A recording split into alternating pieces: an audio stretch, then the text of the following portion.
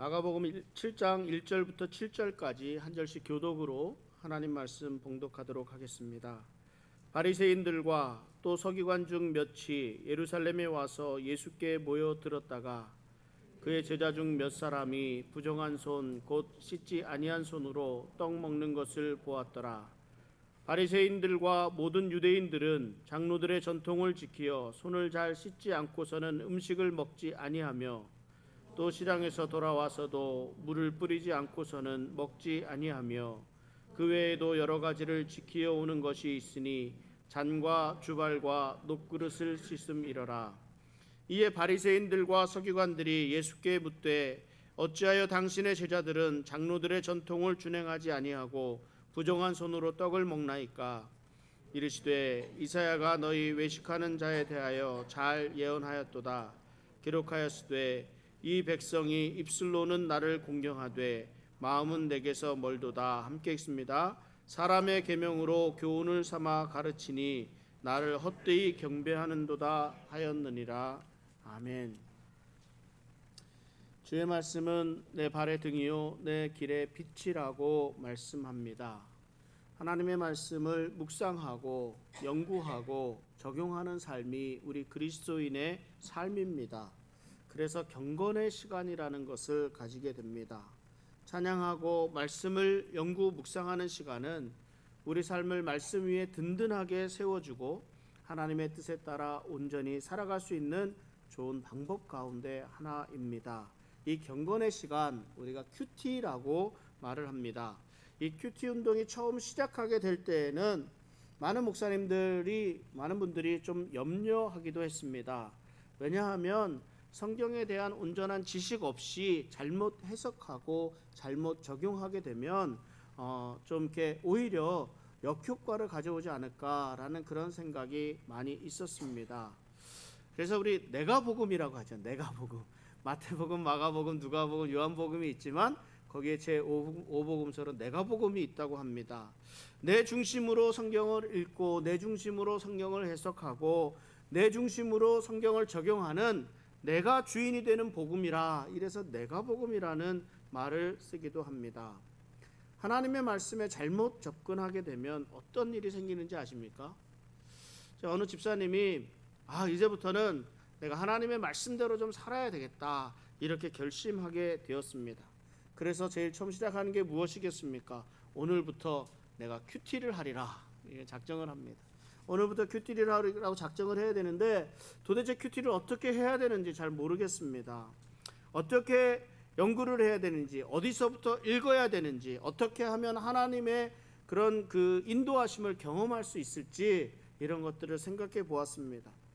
그런데 갑자기 제비뽑기라는 말이 생각이 납니다. 저희도 지난주 토요일 날 우리 출애굽기 말씀을 드리면서 우림과 둠밈 말씀을 드리면서 이 제비뽑기에 대해서 하나님의 뜻을 물었던 당시 상황을 설명을 해 드렸었습니다. 제비뽑기라는 말이 생각이 납니다. 그래서 어떻게 했겠습니까? 어디서부터 성경을 읽어야 될지 모르니까 눈 딱 감고 성경을 딱 잡고 성경을 쫙 펼쳤습니다. 그래서 나온 말씀이 마태복음 27장 5절 말씀이었습니다. 이 말씀이 하나님이 내게 주신 말씀으로 살아야 되겠다, 삼아야 되겠다 생각합니다. 그래서 말씀이 이렇습니다. 유다가 은을 성소에 던져놓고 물러가서 스스로 목매어 죽은지라. 스스로 목매어 죽었다. 이 말씀을 제대로 이해를 하지 못하겠습니다. 유다가 목매어 죽었다고 하는데 그것이 나랑 무슨 상관이 있을까? 어떻게 하라는지 알 수가 없었습니다. 도대체 몰라서 어떻게 했겠습니까? 다시 한번 눈을 감았습니다. 다시 한번 성경을 딱 덮었습니다. 성경을 쫙 펴고 나니까 그때 눈 감고 집중해서 다시 성경을 펴고 나니 나온 말씀이 누가복음 10장 37절 말씀이었습니다. 이르되 자비를 베푼 자니이다. 예수께서 이르시되 가서 너도 이와 같이 하라 하시니라. 예수님이 너도 이와 같이 하라. 무슨 말입니까? 예수님 말씀에 따라야 하지 않겠습니까? 앞에서 확인한 하나님의 말씀이 무엇이었습니까? 스스로 목매어 죽었다고 말씀하지 않았습니까? 큰일 났습니다. 예수님이 나더러 스스로 목을 메어 죽으라고 말씀하고 있습니다. 하나님, 이것은 아니지 않습니까? 하나님 3-4번이라는 말이 있는데 한 번 더 기회를 주십시오. 그래서 또 눈 감고 집중합니다. 또 성경책을 딱 폈습니다. 이번에 나온 구절이 무엇이었냐면 요한복음 13장 27절 말씀입니다. 조각을 받은 후 곧 사탄이 그 속에 들어간지라. 이에 예수께서 유다에게 이르시되 내가 하는 일을 속히 하라 하시니. 깜짝 놀랍니다. 예수님이 내가 하는 일을 속히 하라 말씀하십니다. 이 꼼짝없이 죽어야만 하는 상황이 되었습니다. 이 사람은 하나님의 인도하심을 받으려다가 스스로 죽어야만 하는, 그것도 속히 죽어야만 하는, 꼼짝없이 죽어야만 하는 상황을 맞게 되었습니다. 무엇이 잘못되었을까요? 하나님의 말씀을 내가 주관적으로 해석하려고 해서는 안 됩니다. 하나님의 말씀을 어쩌다가 주어지는 것으로 여겨서도 안 됩니다. 하나님의 말씀은 성령의 감동하심으로 깨달을 수가 있게 됩니다. 하나님이 가르쳐 주셔야만 알 수 있습니다. 그래서 바르게 말씀을 깨달을 수 있게 해달라고 기도해야 합니다. 그러면서 진지한 마음으로 접근해야 합니다. 제가 신학교를 졸업할 때 우리 지금은 작고하신 우리 고 이근삼 박사님이 제게 늘 해주신 말씀이 제 머리에 늘 남아 있습니다. 여러 가지 말씀을 해주셨지만 그 가운데 가장 기억에 남는 한 말씀, 네가 목회를 하면서 겪게 될 여러 가지 많은 일을 겪게 될 것이다 라는 말씀과 함께 반드시 기억하라고 하신 말씀이 있습니다. 사람이 좋을 때도 있고 안 좋을 때도 있다. 때로는 어느 성도와 좋지 않은 관계를 가지게 될 때도 있다고 말씀하시면서 어느 성도로 인해서 혹은 어느 사건으로 인해서 마음이 상하고 화가 나고 낙심하게 될 때가 있을 터인데, 그때는 당신 설교 준비를 하지 말고 준비된 복음만을 전하라 라는 그런 말씀이셨습니다. 그래서 복음에 관한 설교를 몇 개 미리 준비해 놓는 것이 좋겠다 말씀하셨습니다. 왜냐하면 나를 미워하는 사람이 있으면 그 사람 들으라는 설교를 하게 된다는 말입니다. 내가 속상하면 내 속상한 일을 내게 유리하도록 설교를 하게 된다는 말씀입니다. 하나님의 말씀을 전해야 하는데 하나님의 말씀을 전하지 않고 내 속에 있는 내 말을 전하게 된다는 말씀이었습니다. 그래서는 안 된다 이렇게 하셨습니다. 그래서 저는 늘 이 성경에서 벗어나지 않기 위해 노력하고 있습니다. 오늘 우리가 함께 읽은 이 본문은 하나님의 말씀을 어떻게 적용하는가에 따라서 얼마나 달라질 수 있는지를 그대로 보여주고 있는 말씀입니다. 이 바리새인들에게 있어서 기존의 자신들의 권위 혹은 영향력을 무너뜨리고 새롭게 자신들의 인기를 빼앗아간 예수님은 늘 공격의 대상이 되었습니다. 그런데 이 공격이 예수님을 직접적으로 향하지 않습니다. 왜냐하면 예수님에게서 잘못을 찾을 수도 없었고, 설마 좀 잘못을 찾아서 공격한다 하더라도 더 큰 공격을 받았기 때문입니다. 그래서 바리새인들은 그 공격의 타겟을 예수님의 제자들에게로 돌려버립니다. 사단의 유혹, 사단의 공격이 늘 이렇습니다. 우리의 가장 약한 부분을 공격해 들어옵니다. 여러분, 우리들은요 좀 내가 힘들고 내가 고통받는 것은 어느 정도 견딜 수 있습니다. 그리고 내가 고통받고 내가 힘들 때에는 내가 어떻게든 극복해 갈 수도 있습니다. 그런데요, 내 남편, 내 아내, 내 자녀들, 우리 부모님들에게 무슨 일이 생기게 되면 내 몸을 사리지 않고 덤벼들게 됩니다. 그렇기 때문에 사단의 공격의 대상이 되기도 합니다. 이 가정이 정말로 중요합니다. 우리의 신앙의 출발이 이 가정에서부터 비롯되기 때문입니다. 공격의 가장 큰 효과를 얻기 위해서 우리의 주변부터 치고 들어가는 이것이 사단의 전략임을 우리가 알 수 있기를 바랍니다. 예수님의 제자들에 대한 공격은 이전에도 수차례 언급이 되어 있습니다.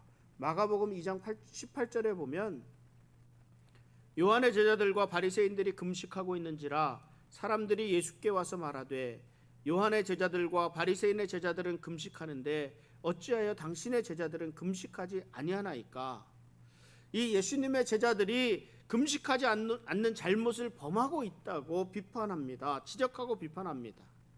이 바리새인들에 있어서 금식하며 기도하는 것은 반드시 지켜야 할 율법이었습니다. 그런데 예수님의 제자들이 이것을 따르지 않는다고 합니다. 또 마가복음 2장 24절에 보면 바리새인들이 예수께 말하되 보시오 저들이 어찌하여 안식일에 하지 못할 일을 하나이까. 또 제자들을 또 공격하고 있습니다. 이스라엘 사람들은 밭에서 추수할 때 모든 것을 다 거두어 가지 않았습니다. 그 이삭을 그 곡물을 다 추수하지 않고 그 이삭을 고아나 나그네나 과부들을 위해서 남겨 놓았습니다. 그래서 밭을 지나가는 나그네나 고아 과부들이 그 이삭을 거두어서 식량으로 삼았습니다. 먹기도 하고 집으로 가져가기도 했습니다. 제자들도 길을 지나다가 몹시 배가 고파서 이삭을 손으로 훑어서 먹었습니다. 아무 문제가 되지 않습니다. 문제는 이 일이 안식일에 행해졌다는 데 있습니다. 안식일에서는 어떠한 이유에서든 추수가 되어서는 안 되었습니다.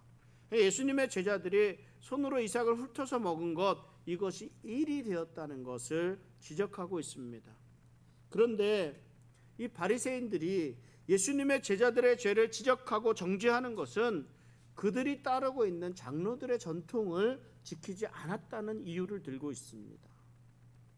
유대인들이 바벨론에서 포로로 귀환한데 이 몇 세기 동안을 지나면서 유대 종교 지도자들은요, 이 하나님의 말씀인 이 율법을 지키기 위해서 수백 개의 종교적인 그런 전통을 추가했습니다.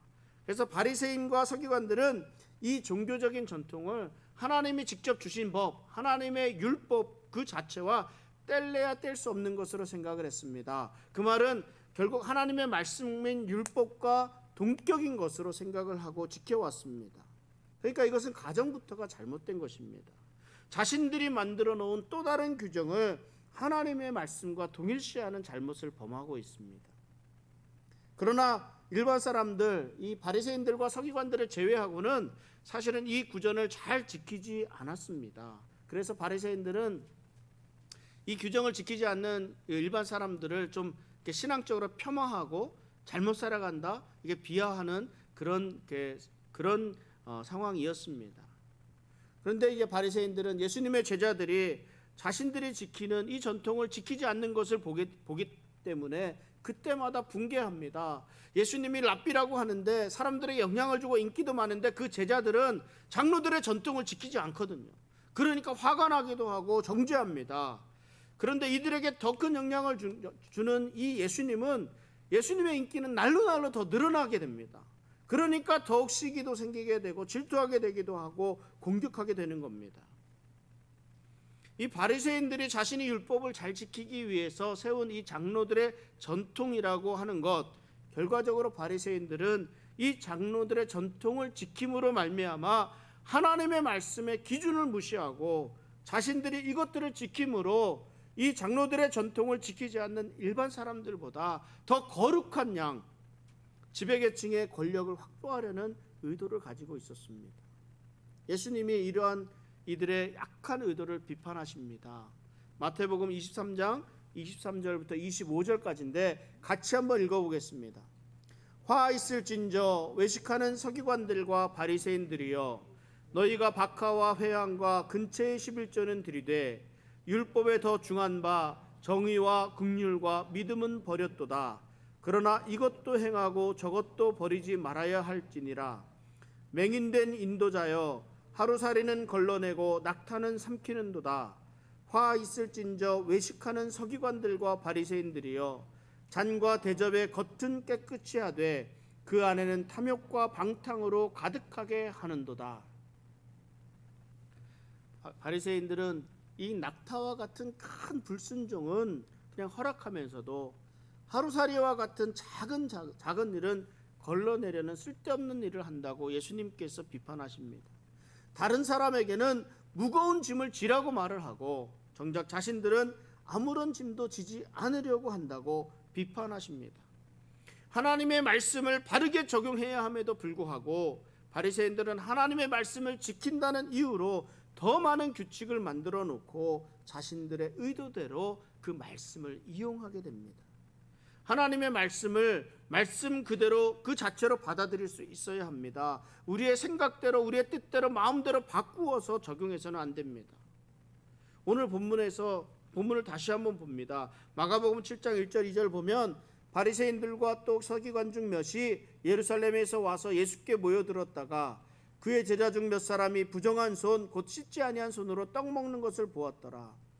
그러니까 이 바리새인과 서기관들은 예수님이 있는 곳이라면 어디든지 예수님에게로 모여듭니다. 지난번에 네가 안 됐어? 그럼 이번엔 내가 한번 해볼게. 그래서 어떻게든 예수님을 대적하는 것으로 할 수 있는 사람들은 다 예수님에게로 모이는 것만 같습니다. 이러한 때 이들이 이게 보게 되는 것이 있습니다. 제자들이 자신들이 만들어 놓은 전통을 지키지 않는 것, 그 제자들을 보게 됩니다. 예수님의 제자들이 부정한 손으로 떡 먹는 것을 보았습니다. 부정한 손을 씻지 않고 음식을 먹지 않는 것, 이 손을 씻지 않고 음식을 먹지 않는다는 것이요, 좀 더러운 손을 이렇게 씻지 않았다는 그런 청결한 것을 의미하는 것이 아닙니다. 이 손 씻음은 의식입니다. 의식적으로 정결해지기 위해서 행하는 좀 특별한 종류의 손 씻음입니다. 일종의 의식이라 할 수 있습니다. 이것을 3절에서는 장로의 전통이라고 말합니다. 장로들의 전통에 의하여 손을 씻지 않고는 음식을 먹지 않았는데 예수님의 제자들은 손을 씻지 않고 음식을 먹었던 겁니다. 바리새인들은 자신들이 부정한 것을 만졌는지 부정한지 깨끗한지 알지 못하기 때문에 반드시 손을 씻어서 혹시 만졌을지도 모르는 또 그런 사람이 깨끗해질 수 있기를 원했습니다. 부정한 손으로 음식을 먹으면 자신들도 부정해진다고 생각했습니다. 그 또한 반대로 자신들이 어떠한 부정한 것을 만졌다고 하더라도 내가 이 손 씻는 의식을 행하게 되면 내 자신이 깨끗해진다고 생각을 했습니다. 그래서 이 법을 철저히 지켜왔습니다. 이러한 손을 씻는 의식이 어디서부터 비롯되었는가? 성막에 주신 제사의식에 주신 하나님께서 주신 율법에서부터 찾아볼 수 있습니다. 성막에는 물두멍이라는 것이 있었습니다. 이 제사장은 거룩한 임무를 수행하기 전에 이 물두멍에서 자신의 손과 발을 씻는 의식을 해야 했습니다. 그러니까 하나님이 주신 제사의식의 일부였습니다. 하지만 이 장로들의 전통은 이 제사장들에게 주어진 의식을 모든 유대인들에게로 확장합니다. 그래서 그들도 공식적인 기도와 그 후에 이어지는 식사를 하기 전에는 반드시 손을 씻도록 준수하도록 만들었습니다. 따라서 식사를 하기 전에는요, 그래서 신앙생활에 열심히 있다고 하는 유대인들은 이 특정한 방법으로 자신들의 손과 발을 씻는 이 짧은 의식을 거행해 왔습니다. 자, 이 손 씻는 의식은요, 제사장들을 거룩하게 구별하기 위한 제의식 가운데 하나였습니다. 제사장들에게 주어진 말씀입니다. 그러나 바리새인들과 서기관들은 이 말씀을 유대인 전체로 해석을 하면서 전통일 뿐인 것을 하나님의 말씀과 동일시하면서 지키도록 합니다. 예수님은 이 바리새인들의 목적이 이게 자신들의 정결하게 되는 것, 깨끗해지게 되는 것이 아니라 그 겉모양을 유지하고 자신들은 이방인과 같지 않다는 것, 이방인이 아니라는 것을 보여주면서 자신들 또한 제사장적인 열심을 가지고 일반인들을 좀 이렇게 경건으로 압도하겠다라는 이런 의도가 그 안에 들어가 있습니다. 그래서 마가복음의 저자는 마가가 이 독자들이 로마 사람들이거든요. 이 로마 사람들에게 이 유대인의 정결의식에 대해서 자세하게 설명하기 위해서 구체적인 설명을 한 구절 더 붙입니다. 7장 4절 말씀인데요. 또 시장에서 돌아와서도 물을 뿌리지 않고서는 먹지 아니하며 그 외에도 여러 가지를 지키어 오는 것이 있으니 잔과 주발과 녹그릇을 씻음이로라. 이 종교 지도자들은 날마다 자신들의 일을 하면서 자기도 모르는 사이에 이방인들이나 좀 부정한 유대인들과 접촉해서 자신들도 부정해질 것을 좀 염려했던 것입니다. 그런데 만약 자기들이 부정해지면 종교적인 직분을 감당할 수 없을 것이라 생각했습니다. 코로나로 인한 팬데믹이 시작된 이후로 이 감염에 대한 조심은 해도 지나치지가 않습니다. 어느 날 특별히 또 어느 은퇴하신 목사님이 우리 목사님들에게 말씀을 해주십니다. 그러니까 당신이야 은퇴를 하셨으니까 혹시나 코로나에 걸리게 되더라도 좀 격리해서 고치면 될 것이지만 이 현역에 있는 이 당신 목사님들은 코로나에 걸리게 되면 조심해야 안 된다고. 왜냐하면 교회가 멈춰야 되니까. 한 사람이 고쳐지는 것으로 되는 것이 아니라 교회 예배의 영향이 되고 교회에 더 해를 끼치게 되는 것이므로 특별히 더 조심해야 한다는 이런 말씀을 해주셨습니다. 그래서 사람들 만나기 전에 먼저 손을 씻고 소독하고 마스크 쓰고 가능하면 좀 새로운 사람들은 만나지 접촉하지 않도록 해가면서 지내왔습니다. 나 혼자만 걸리게 되면 나 혼자 고생하면 되는데 그 결과가 교회에 큰 영향을 주기 때문이었습니다. 그래서 주변에 누군가가 혹시 코로나에 감염됐다는 소식을 접하게 되면 내가 그분을 만났던가 이렇게 그래서 가서 코로나 검사도 좀 받아보고 뭐 이런 일을 해오면서 지금까지 지내오고 있습니다. 바리새인과 서기관들은 자신이 맡은 직분, 종교적인 역할을 위해서 금욕적인 삶을 살았습니다. 그런데 자신이 알 수 있는 부분에서는 철저하게 지킬 수 있었지만 알지 못하는 경우에는 부정하게 되는 것은 어쩔 수 없었습니다. 그래서 생각해낸 것이 손을 씻는 의식입니다. 물을 뿌리는 의식입니다. 이런 접촉은 모든 사람들이 분주하게 다니기 때문에 부딪히게 되는 이 시장 같은 곳에서 갖게 되는 접촉입니다. 어느 사람이 정한 사람인지 어느 사람이 부정한 사람인지 알지 못하지만 많은 사람을 지나쳐 왔기 때문에 자신의 정결 문제가 불확실합니다. 그래서 시장에서 돌아오자마자 손을 씻기도 하고 또 이렇게 물을 뿌리기도 합니다. 이건 정말 손이 더러워서 씻는 것이 아니라는 것입니다. 혹시나 모르고 옆에서 지나가던 부정한 죄인이나 이방인들에게 이렇게 몸이 닿았을 경우에 뭐 이런 경우에 더러워진 자신을 깨끗하게 하기 위한 그런 의식이라는 말입니다. 자기 만족이죠. 자기 생각입니다. 그러니까 딱 여기까지입니다. 하나님 말씀에 대한 진정한 의미를 깨닫지 못하고 스스로 깨끗해졌다고 만족하기 위한 행위에 지나지 않습니다. 그러므로 예수님은 이러한 바리새인의 생각에 동의하지 않으셨습니다. 우리에게 이러한 바리새인과 같은 생각을 가지고 살아가는 행위는 있을까요? 없을까요? 바리새인들이 만들어 놓은 그런 장로들의 전통이라는 것은요, 우리가 그 의미를 알고 지키게 되면 사실 하나님의 말씀을 지키기 위해서 가장 좋은 방법입니다. 얼마나 좋습니까? 내가 알지도 알지도 부지 중에 지은 죄까지도 다 깨끗하게 되어진다는데 이거 얼마나 좋은 방법이겠습니까? 예를 들어 우리가 금식하며 기도합니다. 금식하며 기도한다는 것은 하나님에게 기도하기 위해서 내 삶을 구별하기 위한 한 가지의 방법이 됩니다. 내 삶의 가장 중요한 부분, 오늘 금하면서 하나님께 기도하며 집중하기 위한 행위로 하나님께 집중하는 가장 좋은 방법이기도 합니다. 그러나 내가 금식하기 때문에 힘이 없어서 예배에 참석하지 못하겠습니다. 내가 금식을 해야 하니까 기도할 수 없다든지 하게 되면 그 시작이 잘못된 것입니다. 기도하기 위한 금식이 아니라 오히려 기도하는 것을 방해하는 경건의 삶을 방해하는 금식이 되기 때문입니다. 기도하는 방법도 마찬가지입니다. 바리새인들은 저 세리와 죄인들과 같지 않게 하심에 감사하면서 기도하였습니다. 자신들은 많은 헌금을 하고 매 시간을 지켜서 이렇게 기도한다고 하면서 시장업에 사람이 많이 모인 곳에서 큰 소리로 하늘을 우러러 기도하는 모습을 보이게 됩니다. 하나님을 만나고 하나님께 구하고 하나님과 교제하는 시간이 이 기도하는 시간입니다. 때로는 앉아서 할 수도 있고 때로는 걸어가면서 할 수도 있습니다. 다만 하나님께 좀 더 집중하기 위해서 무릎 꿇고 기도하는 것을 권장하기도 합니다. 예수님은 조용한 시간에 골방에서 기도하라고 말씀하십니다. 은밀한 중에 기도하라고 말씀하십니다. 이 이유는 예수님은 이 말씀은 기도가 자기의 경건을 드러내기 위한 수단이 되어서는 안 된다는 말씀입니다.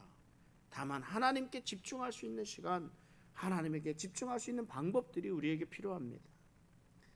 제가 자주 말씀드리지만 이 무엇이 중요한지를 알아야 합니다. 우리들은 세상과 동떨어져 살아가고 있지를 않습니다. 세상에 수많은 사람들과 함께 살아갑니다. 세상 사람들은 우리들의 삶의 모습을 보고 예수님을 만나게 되어 있습니다. 사람들의 입으로 선포되어지는 하나님의 말씀, 그 복음을 통해서 예수님을 만나기도 합니다. 그러나 대부분은 먼저 그리스도인 된 우리들이 베푸는 그리스도의 향기를 우리들의 삶을 보고 주님께로 나아오게 됩니다. 진실하게 삶을 살아갈 수 있기를 바랍니다. 바리새인들은 예수님의 제자들이 장로들의 전통을 지키지 않는 것을 정죄합니다. 결국 예수님이 제자들에게 제대로 가르치지 않았기 때문이라는 것입니다. 이들도 장로들의 전통이 하나님의 말씀이 아니라는 것 정도는 알고 있습니다. 그러나 이들은 이 장로들의 전통이 하나님과 같은 권위를 가지고 있다고 생각했습니다. 스스로 그 권위를 부여합니다. 그러므로 하나님의 말씀을 지키듯 이것도 반드시 지켜야 되는 것이라고 규례가 된다고 하는 것입니다. 예수님은 이러한 바리새인들을 외식하는 자라는 단 한 단어로 꾸짖으셨습니다. 이 말을 들으니까 바리새인들이 얼마나 분개했겠습니까? 바리새인들은 거룩하고 하나님과 가까운 사람들인 것처럼 행세하며 다른 사람들을 모두 죄인으로 판단했습니다. 이런 바리새인들을 예수님은 외식하는 자라 이렇게 말씀합니다. 그들의 겉과 속은 전혀 달랐다는 것입니다. 오늘 본문 6절 7절에서 이렇게 말씀하십니다. 이르시되 이사야가 너희 외식하는 자에 대하여 잘 예언하였도다. 기록하였으되 이 백성이 입술로는 나를 공경하되 마음은 내게서 멀도다. 사람의 계명으로 교훈을 삼아 가르치니 나를 헛되이 경배하는도다 하였느니라. 예수님은 이사야의 말씀을 인용하셔서 바리새인들을 책망하십니다. 이 말씀은 바리새인들도 잘 알고 있는 말씀입니다. 이사야서 29장 13절을 보면 주께서 이르시되 이 백성이 입으로는 나를 가까이하며 입술로는 나를 공경하나 그들의 마음은 내게서 멀리 떠났나니 그들이 나를 경외함은 사람의 계명으로 가르침을 받았을 뿐이라. 이 바리새인들도 잘 알고 있는 말씀입니다. 그런데 이 말씀을 바리새인들은 자신들에게는 적용하지 않아요. 이사야는 외식하는 자들을 비판하고 있습니다. 그런데 예수님은 이 이사야서의 말씀을 인용해서 이 말씀을 이 바리새인들에게 적용하시고 있습니다. 바리새인들은 입술로는 하나님을 섬겼지만 마음으로는 하나님과 멀리 있었다는 말입니다. 바리새인들은 경건함 대신에 경건한 척하려고 노력했습니다. 문제는 그들의 가르침의 권위가 인간에서부터 비롯되었다는 데 있습니다. 사람의 계명으로 가르침을 받았을 뿐이라고 말씀합니다. 그들은 스스로 규칙을 만들어서 이 규칙을 하나님이 주신 것처럼 가르쳤습니다. 이들은 하나님의 말씀, 하나님의 율법을 이들의 삶에 적용하려고 하다가 정작 그 진정한 의미를 잊어버리고 말았습니다. 겉으로만 하나님을 예배했을 뿐 하나님을 사랑하는 마음으로 하지 않았습니다.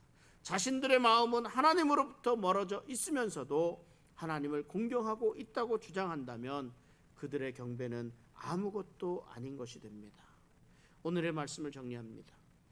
바리새인들은 자신들이 만들어 놓은 장로들의 전통을 하나님의 말씀과 동일시하며 하나님이 주신 율법의 진정한 의미 무엇이겠습니까? 하나님 나라가 이 땅에 임하는 것입니다. 하나님과 백성을 화목하게 하는 것이고 이 땅에 평화를 가져오기 위한 하나님의 이 목적을 그들은 잃어버리고 말았다는 것입니다.